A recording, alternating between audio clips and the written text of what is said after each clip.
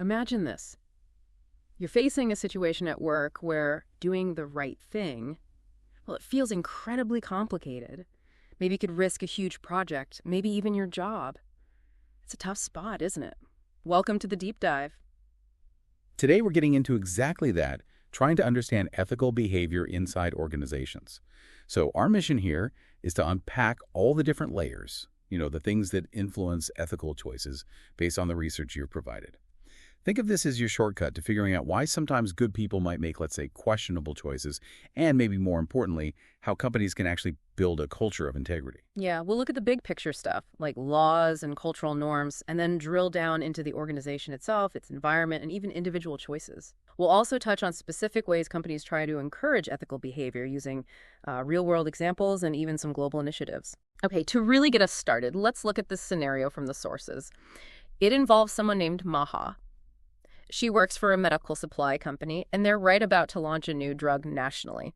Big investment, lots of pressure. Everything seems okay, but then, just a week before the launch, Maha finds out 2 patients had some severe, unexpected symptoms. Could be side effects, right? Right, a potential red flag. Exactly. Yeah. But when she brings it up with her manager, he just dismisses it. Says something like, look, it's only 2 cases out of thousands. There's no proof it's the drug. Clinical trials were fine. No one else complained. Don't delay the launch, that kind of thing. Precisely. So Maha's stuck. What does she do? This is a classic ethical dilemma. Okay, let's start unpacking this. The research points to sort of 3 main areas influencing ethics in a company. The broader legal and cultural setting, the company's own culture, and then individual factors. Let's keep Maha in mind as we go. Right. And what's really key here is that these decisions, they don't happen in a bubble. It's complex. Even someone with really strong morals can get pushed into tricky situations because of all these pressures, internal and external. So let's start wide, that first category. How much do a country's laws and just its general culture actually shape what businesses consider ethical? Well, it raises a fundamental point, doesn't it? Yeah. What's totally unacceptable one place might be, well, almost normal somewhere else. The sources mention Transparency International's Corruption Perceptions Index, the CPI. It measures how corrupt people think a country is, and the reality, too. And you see how deeply rooted corruption can actually shift what feels normal.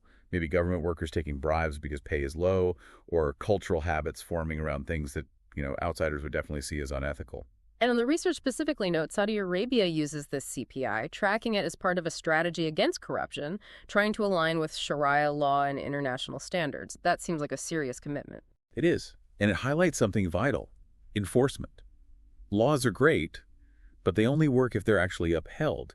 If government checks, say, on safety or corruption are weak, it just creates more opportunity for unethical stuff to happen. Contracts, too, they're basic to business. The sources mention them as something you expect the government to protect, usually through the courts, right? Exactly. And in Saudi Arabia, you also see things like the minimum wage law and the Ajir system for wage protection. That's about making sure workers are treated fairly, which is directly tied to ethical business dealings. Okay, this next bit is really interesting. Intellectual property, IP, patents, copyrights, trademarks. How does that fit into the ethics picture, especially globally? IP. Well, it's protected by a whole network of international treaties. In Saudi Arabia, you have the Saudi Authority for Intellectual Property, SAIP. They regulate and enforce it, and they have this vision of being a major IP hub in the Middle East, North Africa region. Plus, Saudi Arabia is part of WIPO, the World Intellectual Property Organization, which manages something like 26 international treaties. Oh, sounds like a big push for innovation. The sources even link this to Saudi Vision 2030, strengthening the private sector through better IP protection and digital infrastructure. And the numbers are pretty striking. Between 2020 and 2021, patent applications up 11%, trademarks up 26%, industrial models 48%, and copyright works up a huge 57%. Yeah, those aren't just numbers. They show that strong IP protection isn't just a legal thing. It's actually boosting innovation, boosting the economy. That's an ethical commitment, really, to creativity and fair play. But it's not just about laws and culture out there, is it? Let's zoom in a bit. Inside the company walls, how does organizational culture, as the sources call it, affect someone like Maha? Right. Organizational culture. That's basically the norms, the expected behaviors set by leaders. They really shape how employees think and what they value. Codes of ethics are important, sure, but only if the leaders actually follow through and enforce them. Is it real or just paper? So it's not just having the code, it's living it, seeing it from the top down. And the research gives a pretty stark example of when that fails. Wells Fargo. Oh, yeah, that's a textbook case, unfortunately. Intense pressure from executives led to those terrible cross-selling practices. Employees were opening millions of fake accounts without customers knowing just to hit sales targets, and customers got charged fees for things they never asked for. The fallout was immense, wasn't it? Over 5,000 people fired, the CEO stepped down, billions in fines and compensation, and just terrible damage to their reputation. Absolutely. Lasting damage. But, given that pressure on the employees, is it really fair just to blame them? Or does Wells Fargo show how a bad system, unethical targets, can kind of force good people into bad actions? Does the blame shift? That's a really crucial question. And I think that's the deeper lesson here. It's not enough just to say you have ethics. Does the culture actually reward doing the right thing? Or are there hidden pressures pushing people the other way? When companies deal firmly with violations, when management really emphasizes ethics consistently from the very top, well, it makes unethical behavior much harder, much less likely. It absolutely starts at the top.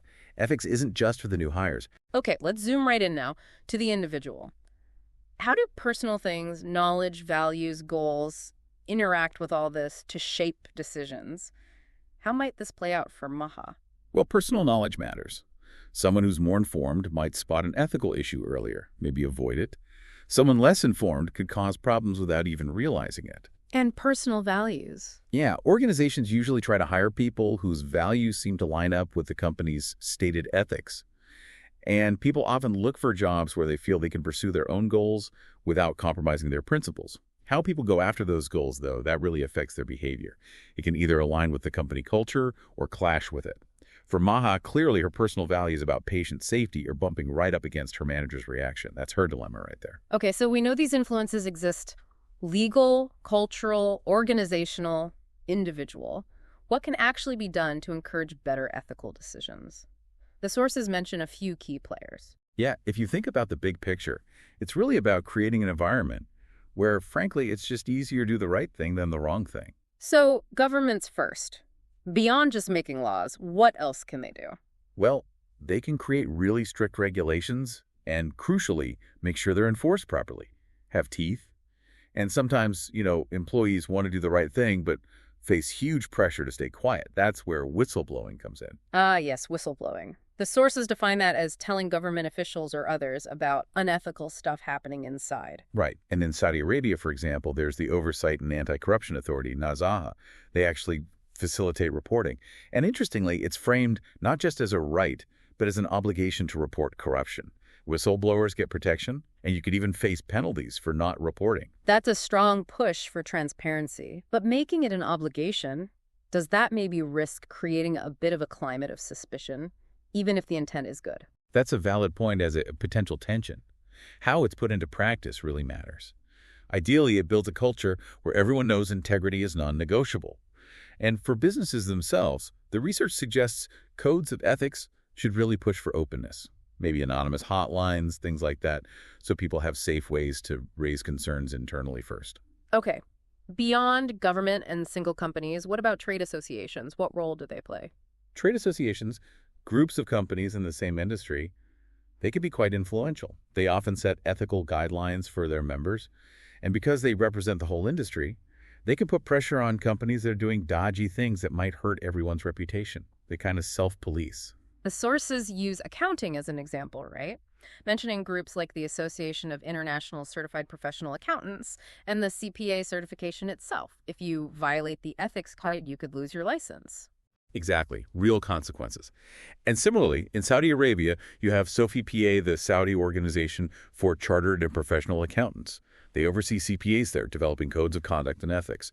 These professional bodies really aim to lift the standards for the whole field, build trust. And finally, let's talk about leaders, managers, directors. How do they actively drive ethical choices day to day? It really comes down to leading by example, fostering open communication, visibly acting ethically themselves, making sure employees get proper training. Some companies even appoint a dedicated ethics officer, someone who advises on ethical issues, gives guidance, and follows up on violations. The research mentions Saudi Aramco having a specific corporate business ethics office, does consulting, checks the culture, helps with conflicts of interest, develops training. Sounds quite comprehensive. It does. It's all part of creating that culture where doing the right thing feels like the natural, easier path. Supervisors have to clamp down on improper conduct and be seen to do it. And this brings us back to Maha. Even if her situation isn't spelled out perfectly in a policy, the research suggests there are general ethical guidelines she can use, frameworks designed to help make a defensible decision even when things are gray.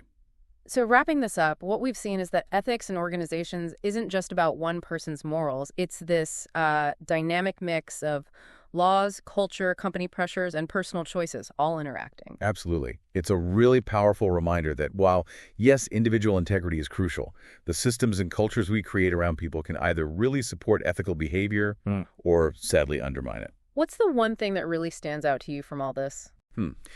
That point about whistleblowing being protected, even seen as an obligation in some places, it makes me wonder, does that actually shift the burden of responsibility for ethics? Does it make it more about every individual stepping up, not just waiting for leadership? Does it empower people more, even against strong company pressure? That's definitely something to think about. We hope this deep dive has given you some useful tools for navigating the really complex world of organizational ethics, helping you spot the influences, understand the dilemmas, and maybe advocate for integrity wherever you happen to be.